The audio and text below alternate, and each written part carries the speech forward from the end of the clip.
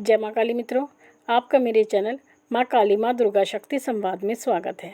मेरे चैनल को सब्सक्राइब कीजिए, लाइक कीजिए, शेयर कीजिए। साथ ही नोटिफिकेशन बेल को भी प्रेस कीजिए, जिससे मेरी आने वाली वीडियोस का नोटिफिकेशन आपको तुरंत मिल जाए। मित्रों, आज का जो विषय है वो विषय आपकी पूजा से संबंधित है। पूजा से संबंधित आपके जीवन में 3 मूल मंत्र हैं। अगर आप इन तीनों का पालन करते हैं तो आप अपने जीवन में कभी पूजा के क्षेत्र में असफल नहीं हो सकते। क्योंकि कुछ लोग पूजा तो करते हैं, लेकिन कुछ मूल मंत्र ऐसे होते हैं जो अपने जीवन में उनका वो पालन नहीं कर पाते। तो उनका पालन करना बहुत आवश्यक है किसी भी पूजा में सफलता प्राप्त करने के लिए। अगर आप नित्य भी पूजा करते हैं तो उसके लिए भी वो 3 मंत्र आपके लिए बहुत ज़रूरी हैं। 3 मूल मंत्र बोल सकते हैं आप, 3 नियम भी बोल सकते हैं, 3 तरीके भी बोल सकते हैं इसको। देखिए मित्रों, अगर आप पूजा करते हैं तो सामान्य व्यक्ति बहुत सारी गलतियां करते हैं उसमें, लेकिन जो 3 गलतियां विशेष रूप से की जाती हैं वही मैं आपको बताऊंगी। पहली जो गलती होती है वो होती है एक समय निश्चित ना होना। आप जो भी पूजा करते हैं उसके लिए आपका कोई भी समय निश्चित नहीं होता। आप अलग अलग समय पर पूजा करते हैं, जैसे कि आप आज 8 बजे करेंगे, कल 8:30 बजे करेंगे, परसों 9 बजे करेंगे, फिर 10 बजे करेंगे, या फिर सुबह को 7 बजे करेंगे। तो इस तरह से आप पूजा करते हैं, जो कि ये तरीका बिल्कुल गलत होता है। अगर आप पूजा करना चाहते हैं और पूजा के क्षेत्र में सफलता प्राप्त करना चाहते हैं, साथ ही आप ये चाहते हैं कि भगवान आपकी विनती स्वीकार करे और आपकी परेशानियों को दूर करें, तो उसके लिए आपको पूजा का एक समय निर्धारित करना ही होगा। अगर आप वो समय निर्धारित करते हैं तो, क्योंकि जैसे आपने देखा होगा इस जीवन में कुछ चीज़ें ऐसी होती हैं जो समय पर निर्धारित होती है, समय की पाबंद होती हैं।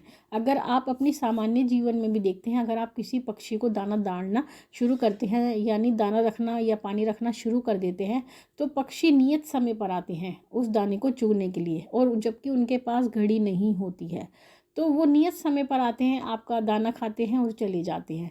लेकिन अगर आप दाना नहीं डालते हैं तो भी पक्षी आएगा ज़रूर, लेकिन दाना ना पा करके वो खाली वहाँ से लौट जाता है।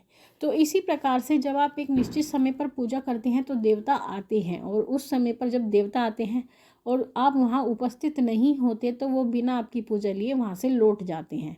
तो यही कारण होता है कि जो आप पूजा करते हैं वो देवताओं द्वारा स्वीकार नहीं की जाती है। तो पहला मंत्र जो है वो ये है कि आप अपना समय निश्चित करें, अलग अलग समय पर पूजा ना करें। यानी अगर आपने 8 बजे का नियम बनाया है सुबह के, तो आपको 8 बजे ही उपस्थित होना है। आप ये तो कह सकते हैं कि 8 से 8:15 बज जाएं, 10-15 मिनट इधर उधर हो सकती है, लेकिन ये नहीं आप 8 के 9 बजे वहाँ पर उपस्थित हो पूजा करने के लिए।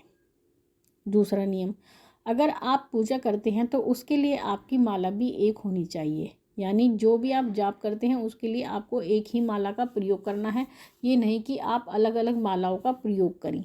जैसे कि अगर आपके घर में 4 सदस्य हैं और पूजा घर में केवल एक माला ही दिखाई देती है, मैंने बहुत घरों में देखा है कि पूजा घर में केवल एक माला रखी होती है और उसी माला से सभी व्यक्ति आकर के जाप करने लगते हैं और फिर रखकर चल देते हैं, जो कि उचित नहीं होता।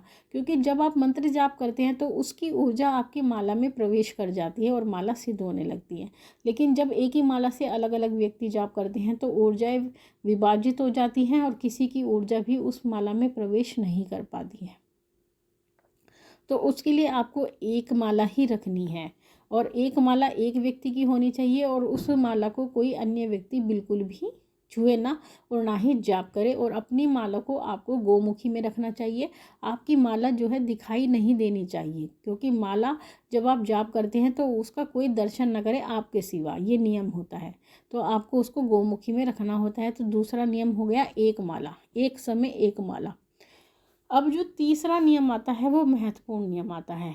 देखिए, वो नियम है आपका एक आसन।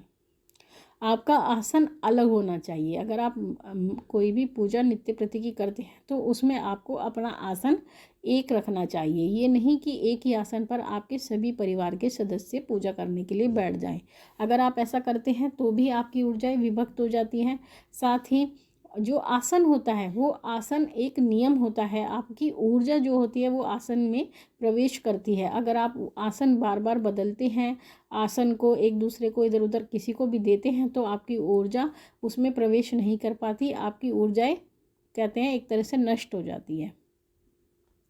तो उसके लिए आपको ये ध्यान रखना है कि आपको एक ही आसन का प्रयोग करना है और उस आसन पर आपके परिवार का कोई भी सदस्य ना बैठे। अगर बैठता है तो आपकी ऊर्जा को और आपकी पूजा को कहीं ना कहीं वो भंग कर देता है। तो इसके लिए आपको एक ही आसन का प्रयोग करना होगा। तो ये 3 नियम आपके हो गए, एक समय, एक माला और एक आसन।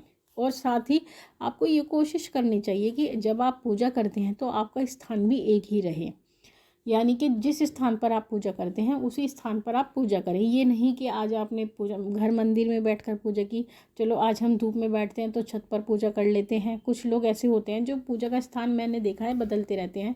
जैसे सर्दियों में वो धूप में बैठकर पूजा करते हैं, कोई चारपाई पर बैठकर पूजा करता है, कोई पलंग पर बैठ कर के भी पूजा कर लेता है। तो ये उचित नहीं होता। पूजा के लिए आपको आसन पर और धरती पर ही बैठना चाहिए। धरती माता को प्रणाम करना चाहिए, धरती पर ही बैठना चाहिए, नमस्कार करना चाहिए और एक ही स्थान पर करना चाहिए। अगर आप ऐसा करते हैं तो आपका स्थान जागृत होने लगता है और जब स्थान जागृत होता है तो वहीं पर आपको सिद्धियां भी प्राप्त होती हैं, वहीं पर आपके कष्ट भी कटते हैं। तो ये सभी नियम हैं, नियम ज़्यादा बड़े नहीं हैं, मैंने बहुत ही संक्षिप्त रूप से आपको ये जानकारी दी है। तो आपको इन नियमों का पालन करना है। अगर आप ऐसा करते हैं तो आपको पूजा में अवश्य ही सफलता मिलती है और देवता आपकी पूजा को स्वीकार करते हैं और आपकी ज्योत में प्रकट भी होते हैं। तो मित्रों, आशा करती हूँ माँ भगवती आपके भंडारे भरती रहे, आपकी सभी मनोकामनाओं को पूर्ण करती रहे। आपसे फिर मिलूंगी अपनी अगली वीडियो में। तब तक के लिए जय महाकाली, जय महाकाल।